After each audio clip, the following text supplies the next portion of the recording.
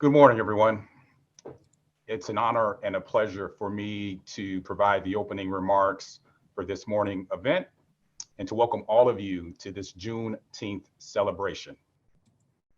People's Gas is a proud founding sponsor of the United Way's United Neighborhoods Equity Fund, which supports Black and Brown-led nonprofits predominantly located in the city's south and west sides and the South suburban region, and connecting them to new capacity building and investment opportunities.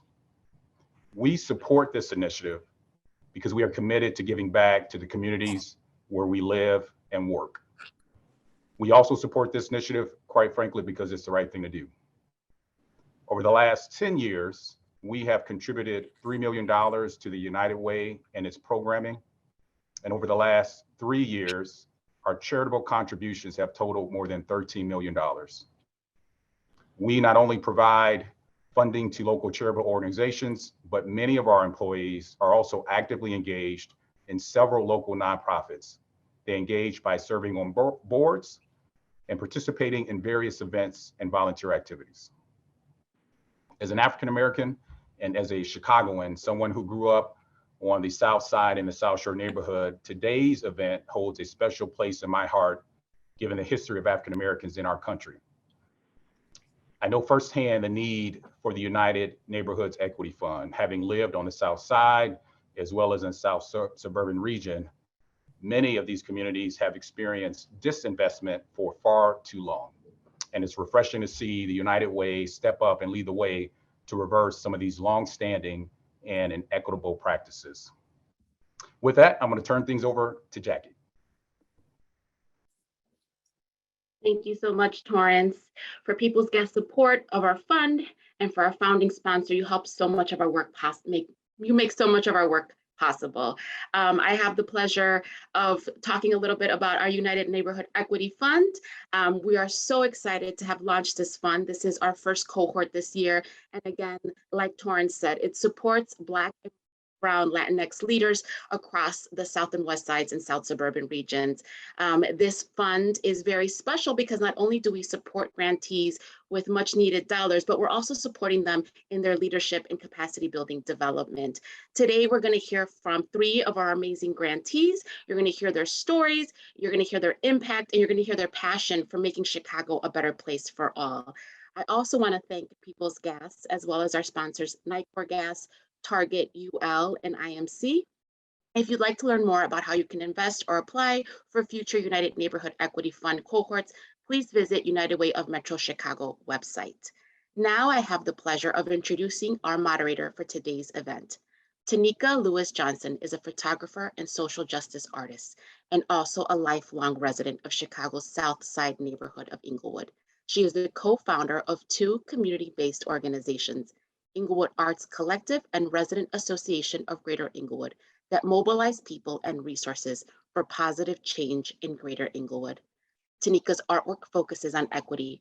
One of her most well-known works is the Folded Map Project, which features side-by-side photographs of homes with the same addresses, one on the south end of the street and the other one on the north, in order to showcase the stark disparities of residential segregation in Chicago. However, Tonika's work extends beyond demonstrating inequity. She also serves to bridge our divisions and to begin to move towards a place of collective healing. She has been awarded numerous awards and accolades, and we are so delighted to have her here with us this morning. Welcome, Tonika.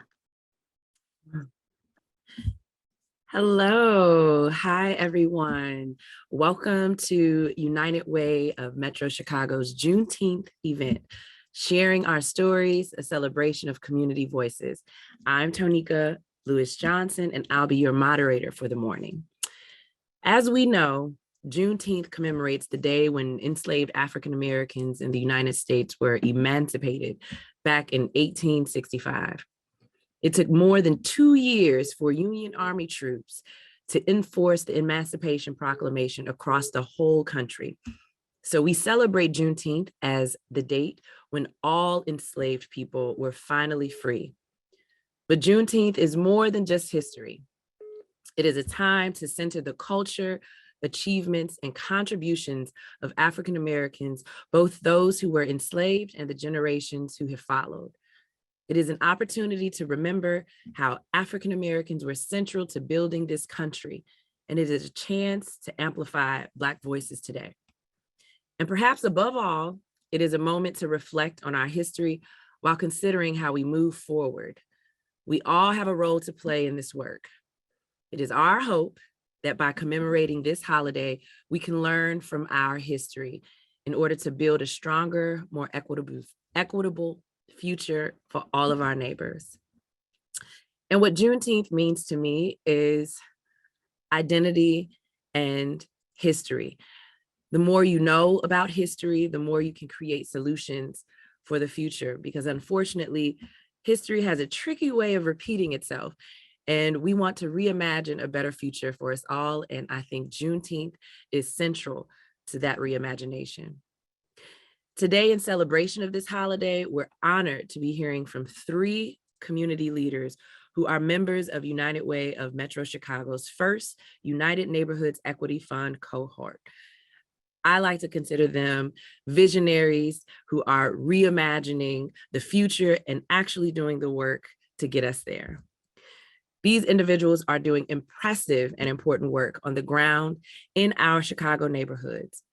Each of them will be telling their story today, the story of who they are and how they are working to make positive change in their communities. After each story, the storyteller will join us for a live discussion. And so now I'd like to introduce our first storyteller, Messiah Equiano. Messiah is the founder and executive director of Shy Rise, which was created specifically to combat the notion of Chirac and offers creative mentoring support for youth. Let's turn to Messiah's story. I am standing on the 8300 block of South Paulina. It's a warm, hot summer day. I am 19 years old. I just completed my sophomore year at Clark Atlanta, and now I am back in Chicago for the summer break. And I am standing on that block with my little cousin, Danielle, and my other little cousin, Quincy, and my cousin, Duno. He's out there, and we all are just, we freestyling, we're rapping, we're dancing, we're listening to music, cracking jokes on each other, we're talking about sports, and everything is good. And then I can remember, I don't have a car, I'm using my mom's car, but I'm the only one that kind of has some wheels, I like have wheels. So cousin, of course, always wants you to take him to the store or something. Hey, can you take me go get a bag of chips? All right, man, let's go get a bag of chips. But we keep the cameras rolling. And I remember my cousin Quincy, he's in the back seat. He's like, can I go with y'all? There's always that little cousin that wants to hang out. You're like, bro, you too young. Come on, man, let me roll with y'all, let me hang out with y'all, be down with y'all. All right, man, get in the car. Give him the camera. And I said, all right, man, if you're gonna ride with us, I'm gonna give you a job. You gotta keep the cameras rolling, just show us riding. And we were just driving and listening to Twista and Crucial Conflict, Chicago rappers, and just living life. And fast forward, I go back to school. That fall, my same cousin, he ends up going to prison. So it's literally like you have 2 brothers or 2 cousins. One goes this way in life, the other one goes that way. I went on to go to college and finish college and have children. Fast forward, here it is. So that's 2002. Here it is, 2022, 20 years later, a block away from that same block. And since then, Quincy, my cousin, is gone. My other guy that was in the video, Jamil, he's gone. And my cousin, right now, he's locked up. And he has 3 girls, I have 3 boys, and I'm kind of like the guy in my family still here, still doing hopefully my part to not only 1, stay alive myself, but 2, to help the lives of those that are around me. In the midst of all of that, I've done my best to not take it out on the world. I'm not saying I'm better than anybody out there, but I am saying that I've done my best to walk a certain path when some of my peers haven't been able to, or even if they tried. My cousin, he was trying to walk a decent path, but sometimes the things that we have done, or maybe people think we've done, we can't get away from them. That's the thing about the streets. They do remember. The streets remember what you did, or what you might have said, or what they thought you did. 20 years later, we're here at Foster Park, and we're gearing up for our summer programming, and it'll be in this building. And it's just amazing that, you know, so I went from that guy on the block with a beer in his hand and just having a good time with my friends, and now here I am, a grown man, playing my part to make sure that the next generation under me and even the generations with me, and that, you know, my mom and my aunties are still on that block. You know, I still want everybody to be able to experience their best life. My name is Messiah Equiano. I was born Daniel Bowden, but my pseudonym and stage name is Messiah Equiano, and I am representing Shy Rise. First and foremost, Shy Rise is an organization that is here to play our part in helping Chicago and Chicagoans Shy Rise. So we operate with the mission of enhancing and saving and inspiring the lives of Chicagoans through life-changing media productions, empowering programming, as well as essential scholarships. We are a mobile organization, meaning we will come to any community, literally right here in the heart of Auburn Gresham. However, we've been in Lawndale, we've been in Washington Park, Bronzeville, pretty much all over the city. So we started to go into the schools and teach students how to write, produce, direct, and star in their own content, whether it be stage plays or music videos or short films, narrative films, whatever. Just getting them, because I know for me, you know, I really didn't get into the filmmaking and playwright game till I was, you know, an adult. I said, wow, how much further along would I have been had someone perhaps showed me how to structure a screenplay or a stage play or how to develop characters, whatever it might be. First started with a couple schools. We would go in there and teach the youth how to write, produce, and direct, and then schools started to first make it as an after-school program, but it blew up so much, and the children enjoyed it so much that they made it a part, a lot of schools made it a part of their actual school day. It started from there, and we've been in dozens of schools. Word spreads quickly. We started getting more calls from more principals. They wanted it, and here we are.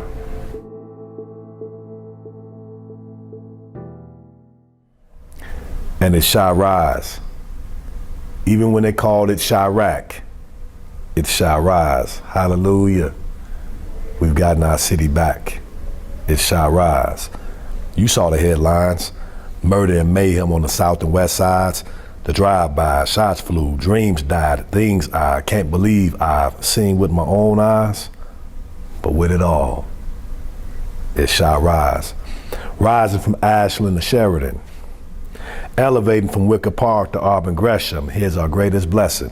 From Lakeshore Drive to the skyline, the friendly confines, to the Sun Times, to the Dan Ryan, it's Shy Rise.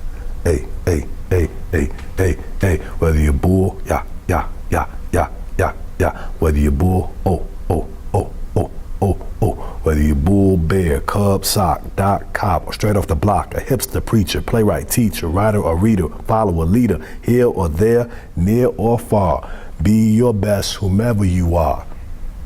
Rise to your higher self, and as we rise, so does everyone else. Shy Rise.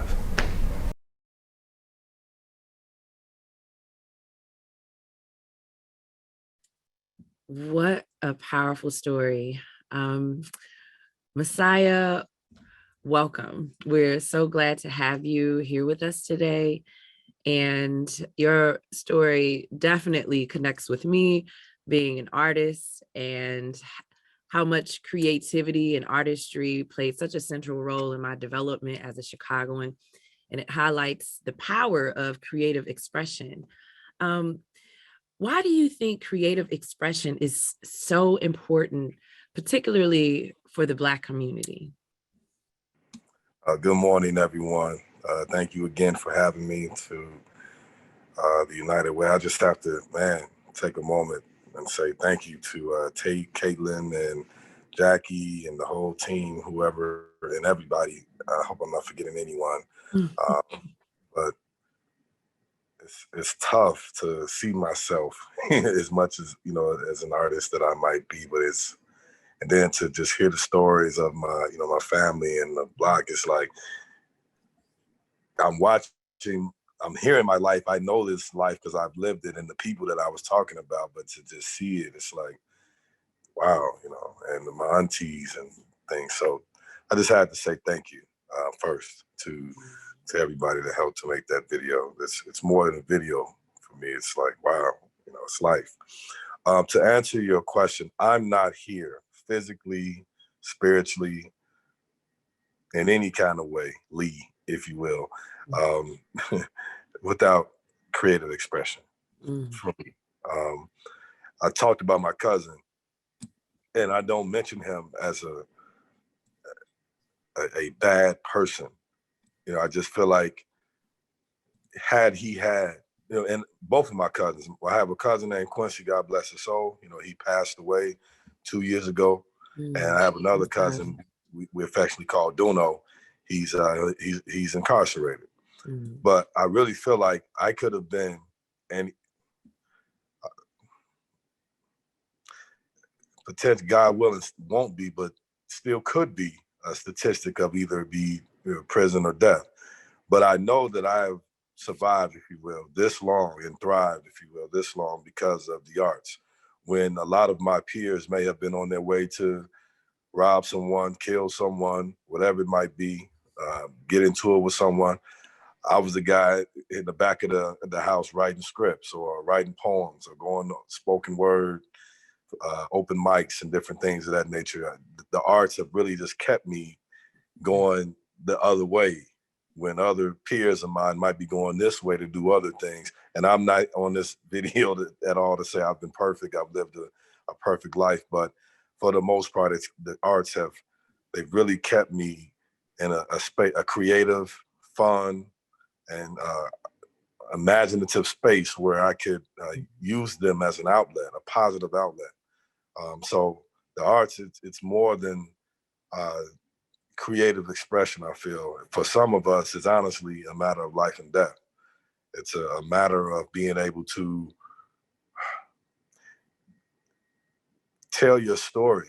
Because, as for me coming up as a Black youth, sometimes people didn't want to listen to you. Sometimes, your parents, they are so, I guess, busy living, surviving. I grew up a single mom. My mom had 2-3 jobs sometimes. My father, he's around and I love him, but he had his own life. As African Americans, a lot of people are so busy trying to survive, so busy trying to work and work some more and work some more just to be able to pay the bills that, if you come to them saying, hey, I have an idea about people fighting in outer space and I want to make it into a book, and okay, that's nice. And even to be honest, a lot of times have changed, but years ago, people might even discourage you from going into a life of the arts, or that doesn't pay any money, or how are you going to support yourself, and how are you going to support your family when you have one.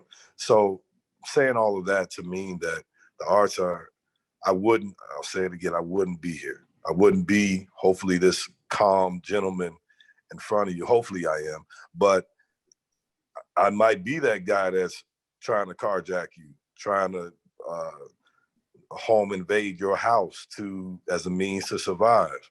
I've been fortunate enough where the art that I have started to create and I have created, where it has somewhat been profitable and beneficial to myself and my family. But if that didn't happen, I don't know where I'd be. So to answer that question, the arts, like I said, I don't know how more plain and simple I can be and how direct I can be, that it's not just a matter of just expressing yourself or being abstract or trying to be different. It can literally be a matter of life and death. Thank you so much for that thoughtful response. It definitely is a testament to the power of art and how important it is to allow us a space to imagine, because a lot of the disinvestments and inequities prevent us from being able to have the freedom of imagination. And when we have the freedom to do that, we can accomplish things like you have. So thank you again. And to offer a closing, could you reflect on what Juneteenth means for you? Yeah, and even with art, I was just looking like behind me. I know people are like, what's all that stuff behind them? So these are, I No, bet it's you, art. We see it's art. my three boys. So we have sip and paint night here at the house where, they're sipping on orange juice and grape juice or water, whatever it is, but they create. And I think it's needed because, and I put them up on the wall so that they can walk past and see them. And sometimes when I have their friends over, hey, look at what I did. You can feel proud of yourself. So artistic, even, I have sons, one of them wants to be an engineer, another one wants to play basketball. So, they may not necessarily want to be painters, but it is giving them that outlet right now to express themselves. My children ask me, hey, can I paint my shoes? Go ahead. But back maybe 30 years ago, don't paint those shoes. You're gonna mess those shoes up. I paid good money for those shoes. But I'm doing my best to allow my children to have that outlet and that expression to express yourself. Because like I said, for so long, so many of us have be quiet. We don't want to hear what you have to say or what you think, but who knows? We can all be inspired and learn from all of those that are around us because of their artistic expression, because they have that outlet and know that they do. So to answer your second question about what Juneteenth means to me, and I was telling Caitlin and Jamila and everyone yesterday that, to be quite honest with you, I just recently, as an adult, became aware of Juneteenth, what it means, the standpoint behind it, because that wasn't taught to us. We were taught about Black History Month. You had a blurb about, of course, Martin Luther King Jr. You had a little maybe paragraph about Malcolm X and Harriet Tubman, and God bless their souls. But that was really pretty much it as far as, Black history. It was when I went to Clark, Atlanta, and as I became an adult, I started really learning about, I guess, a more complex and a more thorough and granular view of Juneteenth and Black history, if you will. So I think to observe Juneteenth is very, very important. I think, and you mentioned and you gave the history of it, and I think it's wonderful. However, I will also say that I think that it's also tragic in the same vein, meaning the fact that Juneteenth even has to be celebrated in America. Like it's literally liberation for a certain group of people in their own not native land, but the land that we were brought to. We are celebrating emancipation and liberation from a certain segment of America. And it wasn't that long ago. And I think the truth of the matter is we not only should, blow our bells and whistles and celebrate freedom, but we should also we should also recognize why Juneteenth even had to happen in the first place. What was going on? You had enslaved people. You had people that were terrorizing people.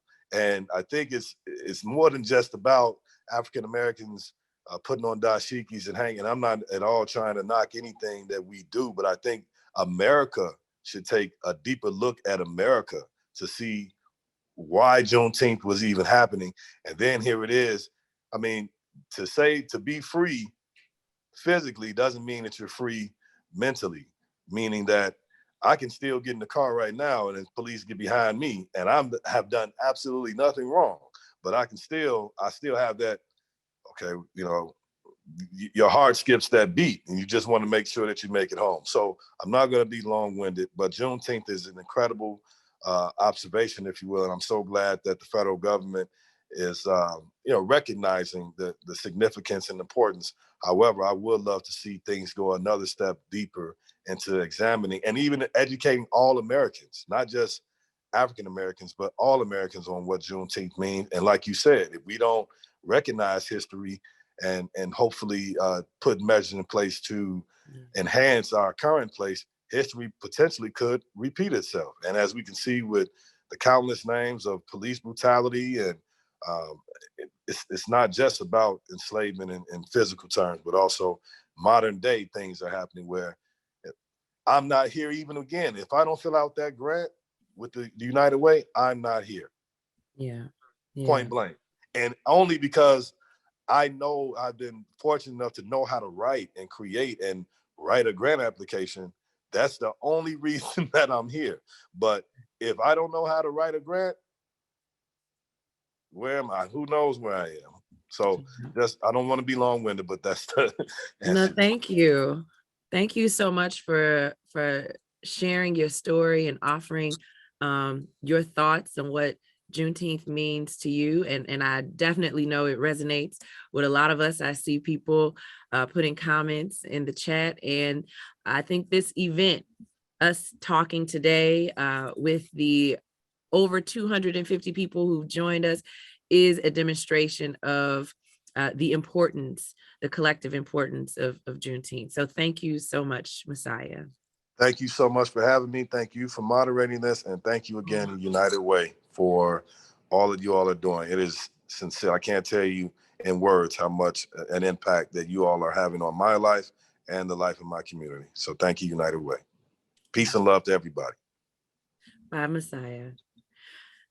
Next, we will turn to our second storyteller, Jamila Trimuel. I hope I'm saying it right. Am I saying it right? Trimuel. It's a beautiful last name. Jamila is the executive director of Ladies of Virtue, which provides community-based mentoring and other support for Black girls living in disinvested communities. Let's listen to Jamila's story. You are an African girl and you can do anything you put your mind to. Almost every time my dad put me to bed, he would say those words. Growing up on the south side of Chicago, I always looked forward to spending time with my dad. He is the type of person that can find a teachable moment from any situation. I remember when I was about 13, he took me to Navy Pier, and there was a guy building a structure out of popsicle sticks. You could see the joy on this young man's face as he was working. My dad pointed out how passionate he was, and he was like, if people can travel both near and far just to see this guy build a house out of popsicle sticks, I know you will be successful doing whatever you choose. Just follow your passion. That was my childhood. Regardless of where we went and no matter what we did, you were going to learn a life lesson. My parents divorced when I was 5, and even though there were challenging times, the one thing that remained consistent was the love and support my mom and dad provided to me. It wasn't until my junior year of high school, as I was preparing for college, that I realized that some of my friends didn't have the same support system. Some had fathers who were killed through gun violence, others had moms on drugs, and many did not have plans for life after high school. After I graduated, I saw how their lives took a downward turn. This was the first time in my life where I realized I took my parents for granted. It became apparent to me that positive role models, whether they were parents, teachers, or mentors, can literally change the trajectory of your life. I wanted to make a difference, and so that's what I did. At the age of 19, a sophomore in college, I became a mentor at the University of Illinois in Urbana-Champaign. And later, I mentored youth from church and then the YMCA, Chicago Urban League. I guess you can say I was eating, sleeping, and breathing mentoring. It wasn't long before I realized that mentoring is truly my life's calling. This epiphany hit me like a ton of bricks. I struggled with the fact that I couldn't spend every waking moment on the reason why I was placed on this earth. I ended up leaving my career in health administration, a career that I did truly love. I launched Ladies of Virtue to stand in the gap for girls who may not have positive role models in their life. Now I get to tell my mentees the same thing my dad told me. You can do anything you put your mind to. Started with 6 girls and have now served over 2,000 girls and families over the past 11 years. My name is Jamila Trimuel, and I am the founder and CEO of Ladies of Virtue. One one thing that I saw as I was going to different mentoring organizations and organizations that serve youth, that our Black girls are strong and resilient, but many of them lack confidence. They did not consider themselves leaders, even though they were very passionate about their communities. They were very passionate about some of the issues that were impacting Black girls in general, very passionate about all of that. But when I asked them about leadership, they did not see themselves in that equation. Research shows that Black girls are viewed by adults as needing less nurturing and less support and less comfort than their peers. And what happens when adults have that view, that stereotype, because we know that that perception is not reality, what happens is that then our girls are being suspended at higher rates. They're being disciplined at higher rates as well.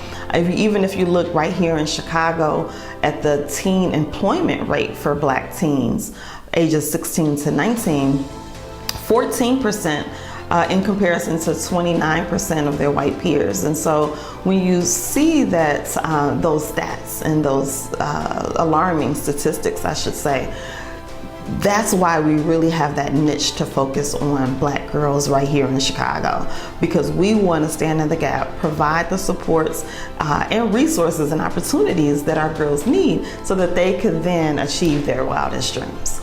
We are intentional about having mentors that look like the girls that we serve so that they can see that, yes, you could be a physician, a lawyer, a nurse anesthetist, you can be a community leader. You could be anything that you truly set forth to be. In 2021, just last year, we served 245 girls. 97% stated that they accomplished one or more goals. 97% of our girls who were 16 and over were placed in summer internships. 100% of our girls were accepted into college, and 90% were enrolled in either college, trade school, or armed forces. Ladies of Virtue's vision for the next 3 years is to be recognized as the leading mentoring and leadership development program for Black girls right here in the Chicagoland area. And so I always say, here's to a future where Black girls feel respected, loved, nurtured, and supported, because we truly are here for them every step of the way.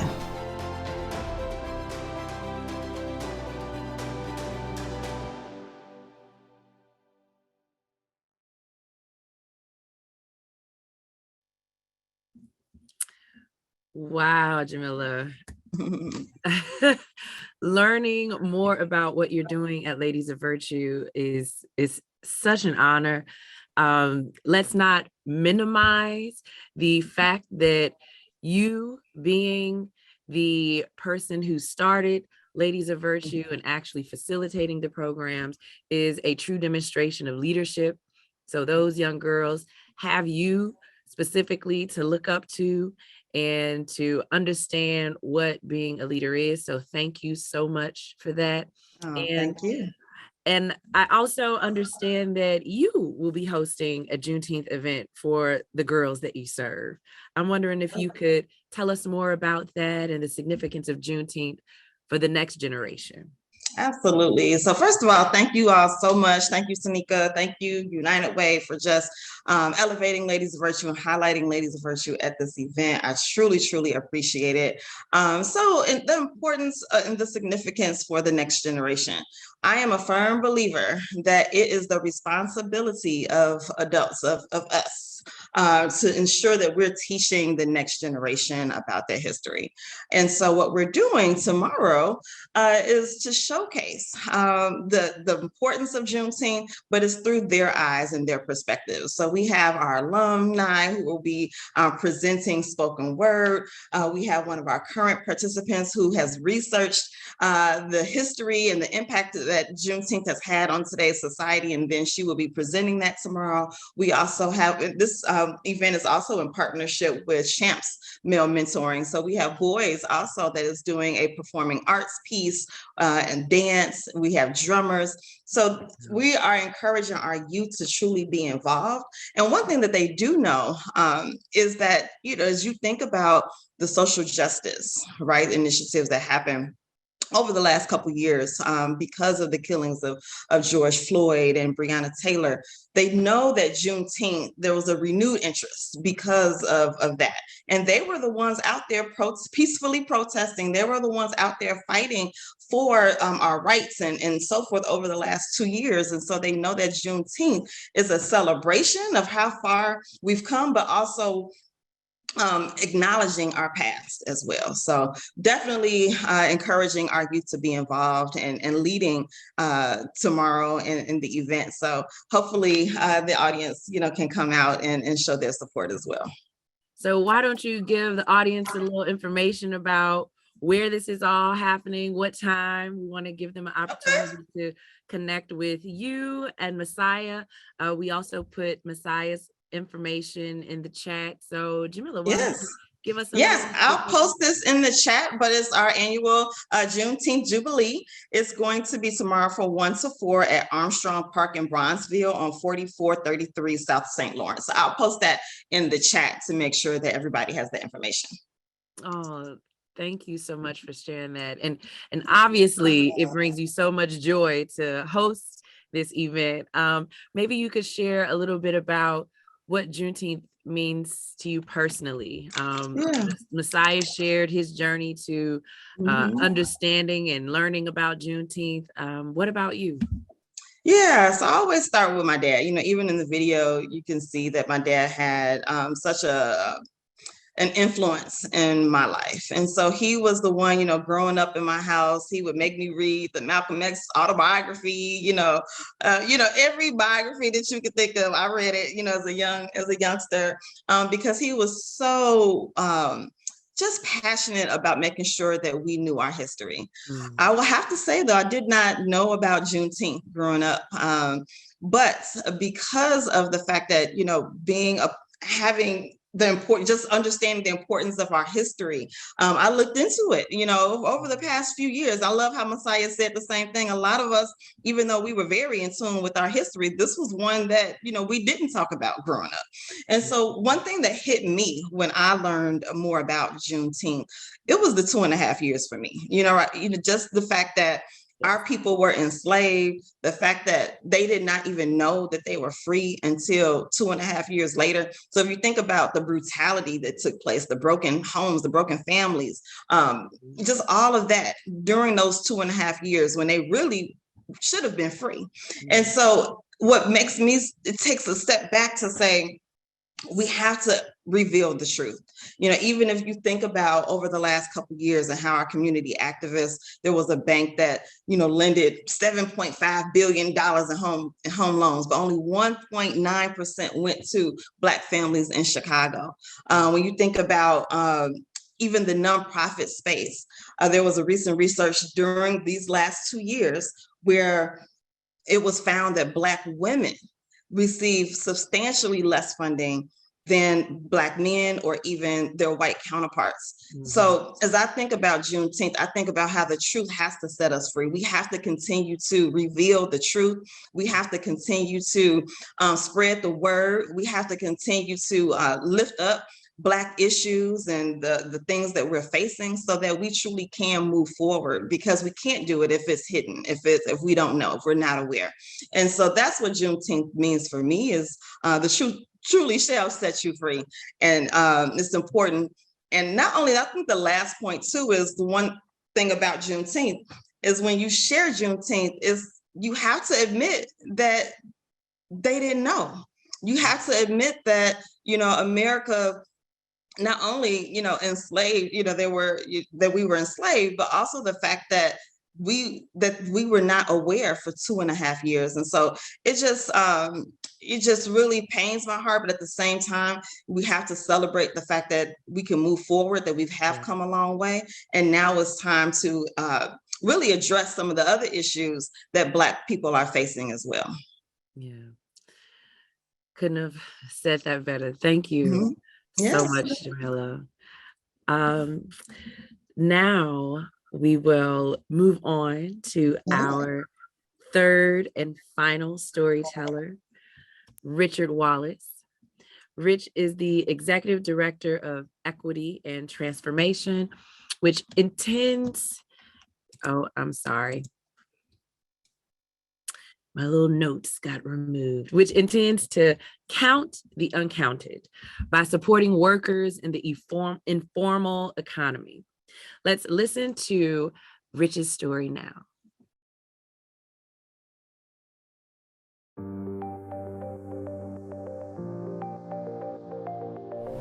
It's 2002. I got my university experience right after I was released from prison. So I went from complete captivity to complete freedom within 2 months. Because of my grades or whatever, they were like, well, we're gonna let them in the NIU. And I was struggling the entire time, right? Between student loan debt, having a previous arrest, it was really hard for me to find employment to make up for the additional income I needed in order to survive at NIU. And I remember I get a call from my brother and he's like, I got some jobs out here in Wisconsin. I ended up going out to Wisconsin, sat in this lobby, this cold lobby, and there was a room full of Black folks, looked just like me. We were waiting for ourselves to be selected. It was almost like a slave auction. They said my name and I was like, oh yeah, I got picked, and I jumped on the bus. The bus was picking us up in an area called Beloit, Wisconsin, which is a predominantly Black community. So we take about an hour ride into a smaller town, which I think was Fond du Lac, Wisconsin. When we get there, there's like all of these, these signs that are being waved that are just like, local, whatever. We didn't know what a union was. We had never had union jobs. All we knew is that there was an opportunity behind getting on this bus. Most of the folks that were on that bus were also, these were folks in the informal economy. These were folks that in communities that were like barren of employment opportunities. They created them with different hustles, right? Some of it was rap, some of it was drug trade, flipping sneakers at the time, or airbrushing t-shirts, whatever people's hustle was. We see this small town that we roll into, the white folks was out there and they was mad, right? And there was protests and we didn't know what they were protesting at first. I think we felt like they were protesting us. Later we found out that they were the actual union workers from this plant that we were working at as temps. And we worked our 8-hour shift and we got on the bus and we came back home. And as time went on, the banter got more and more violent. They would call us scabs because we were replacing them, I guess. It began to be just racial slurs were thrown at us. There was nails in the street. There were a host of, billboards and signs that were just like death threats in a very real way. Fast forward, I'm a student at Roosevelt University in 2016. I'm studying sociology. I'm reading on Karl Marx, right? I'm reading Du Bois and I'm reading about the racial wage of whiteness. It started to click for me what that experience actually meant, right? And so on one hand, you have young Black youth who are in communities that have no employment opportunities. On the other end, you have rural white workers who are in a battle with the bosses, right? To get increased wages, benefits, whatever the situation might have been. And so in order to distract the rural white workers, they used a Black workforce when they could have went any other area in Wisconsin, but instead they used Black folks, and I feel like that was an intentional effort. Here you had a base of 100 or more workers that were working at this plant that were spending money in the local economy, which kept that entire economy afloat. Them busing in workers that were spending those resources outward was not only a threat to their employment opportunities, but it was a threat to their entire way of living. But what it materialized into was this racial tension. Fast forward 2016, I'm sitting there, fell in love with theory, because theory essentially gave me a language to express what it was that I was experiencing most of my life. When I kind of cracked that code and began doing deep research on the temporary labor system, you can see how racism has such a deep hold in the United States of America. Reality is union labor and living wage employment may very well be what our community needs, but informality is what we have. So we can't get to equity by assuming the eligibility criteria of the people. We actually have to go to the people, do a deep dive, understand what their skills are, and then produce jobs based on that. My name is Richard Wallace. I'm the founding executive director of Equity and Transformation, also known as EAT. We're an organization that was founded by and led by system impacted and formerly incarcerated people from the state of Illinois. The reason that's important is that we have to be able to see ourselves in the solution-making process. We build comprehensive campaigns. It starts with our research.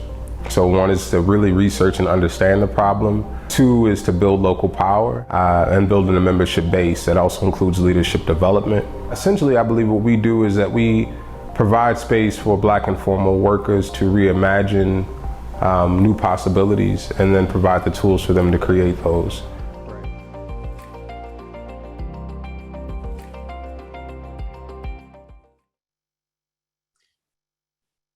Despite the sound issues, the intention and impact and importance of the work that you do, I think, is evident. So we put in the chat that the video will be available for you all to watch, and I suggest that you go do that. As you can see, it's a beautiful story. And now I just want to welcome you, Rich. Thank you for being here. Thank you. Thank you. I was adding to the chat too, like, yo, we'll work it out. Yes. It's actually more reason for them to connect with you and learn more about you. So we'll just use it as that. Yeah, it's a teaser. If you really want to hear the story, I'll at your boy. Exactly. So the work your organization does to support workers in the informal economy was inspired, as you mentioned, by so many influential Black leaders, specifically the legacy of Martin Luther King's Poor People's Campaign, which unfortunately a lot of people might not be aware of, his campaign that preceded his assassination. Why do you feel that legacy is so important to uphold? Yeah. Again, thank you. And shout out to all of the panelists so far and for pulling this together, because I think I learned so much about each one of you. And I'm just like, how can I plug in? And how do we work collectively towards solving this, this greater problem that we see in the city and in the state? And so I was inspired by everyone's story. I think the Poor People's Campaign for me, it was Martin Luther King Jr.'s attempt at refocusing his efforts on the most marginalized people within the Black community. The Black community is not a monolith, right? We are not all experiencing the same traumas at the same times. Mm-hmm. And there's some specific, when I thought about Mike Brown, when I think about Eric Garner, when I think about Alton Sterling, when I think about Rekia Boyd, when I think about the countless names that have been murdered in the United States of America, I'm also thinking closely about what was their economic conditions like, right? Mm-hmm. We live in a wage-based society, and I often say that we can't buy groceries on hope, right? And that assessment is very randomly does that surface to the conversation. It's just like Black, mm-hmm. right?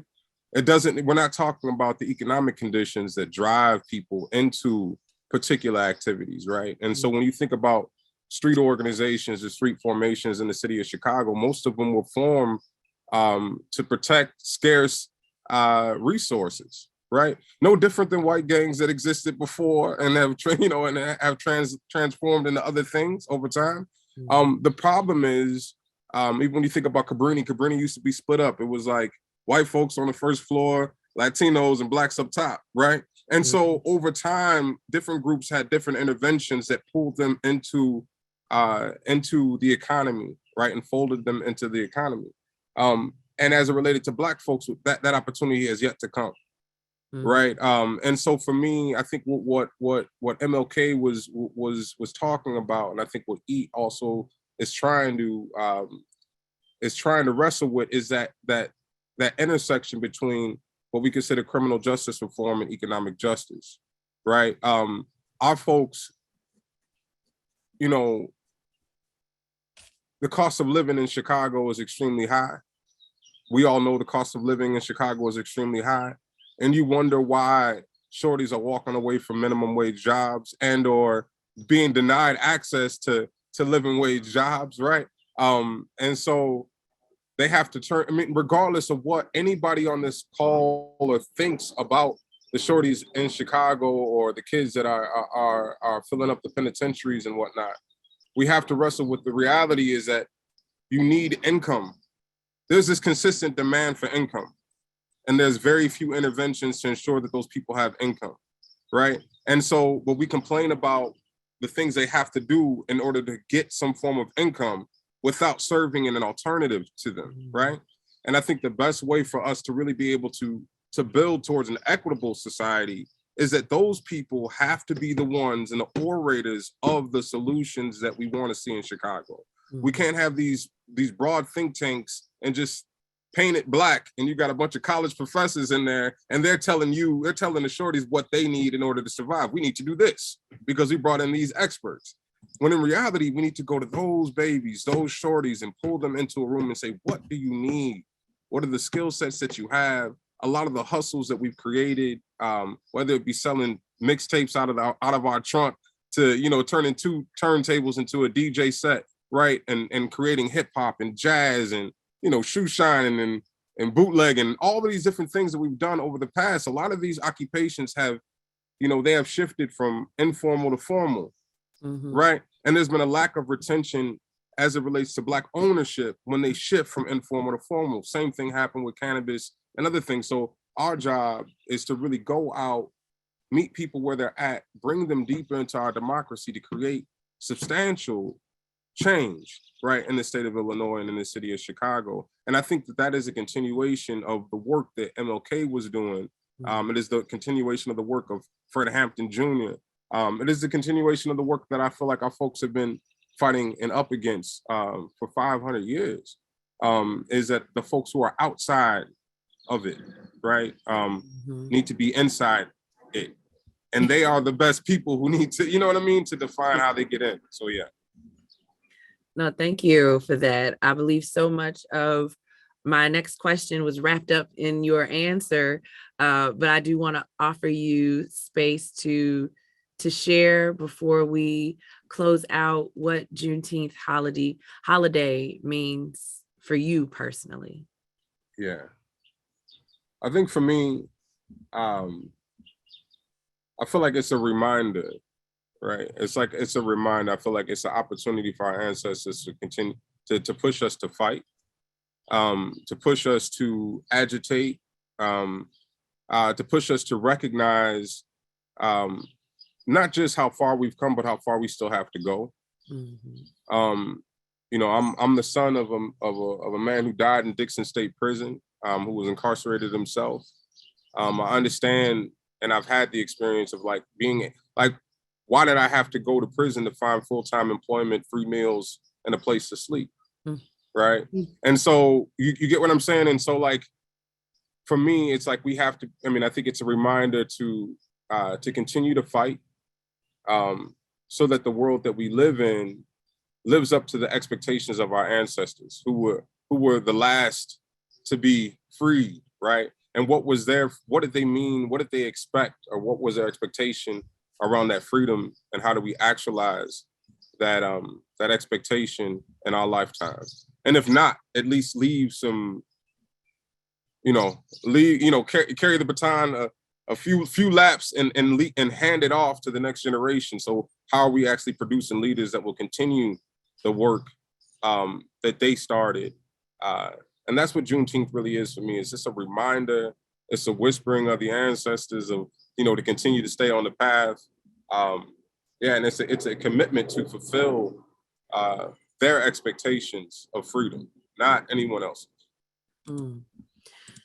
Thank you so much, Rich. And I just want to uplift a comment that Jamila made in the chat. I believe we all feel the same, that it resonated so deeply, which is, why did I have to go to prison to get free meals and a place to sleep? That is a very critical and important question that I hope will offer everyone who's joined us today a reflection point. I want to thank Jamila, thank Messiah, and a final thank you to all of our storytellers in general. Collectively, it feels like some collaborations might be brewing, and just for sharing with us today, and for all of the great work that you do every day to make our community stronger. Juneteenth provides an opportunity to learn, reflect, and celebrate. And I hope you've enjoyed celebrating the stories of Messiah, Jamila, and Rich with us today. So before we close, I hope we can also take a moment to acknowledge that the work is not done. Decades of racism and systemic economic, education, and wealth inequities have created vastly different realities for people in different neighborhoods and communities across our region and state. We celebrate the achievements of our storytellers while also believing that a better understanding of that inequity is an important part of combating it. As you continue your own personal journey towards advancing equity, we invite you to stay tuned for other ways you can engage in this work. United Way will be offering resources and tools to help, and we invite you to sign up on our listserv to stay connected to this work. Keep an eye on your inbox. I know emails and inboxes get real full, but keep an eye out for a link to join all of the ways in which you can participate in United Way's efforts, and also for ways to stay involved with my work. So I invite you to join in and participate. And thank you so much for joining us this morning. And I hope that this event really does resonate and offer you all more reflection throughout the day, how we can all work together. We've just listened to some shining examples of things you can do to support, to help the advancement of disrupting inequity and segregation in our city and across the region. And with that, happy Juneteenth and have a wonderful rest of the day.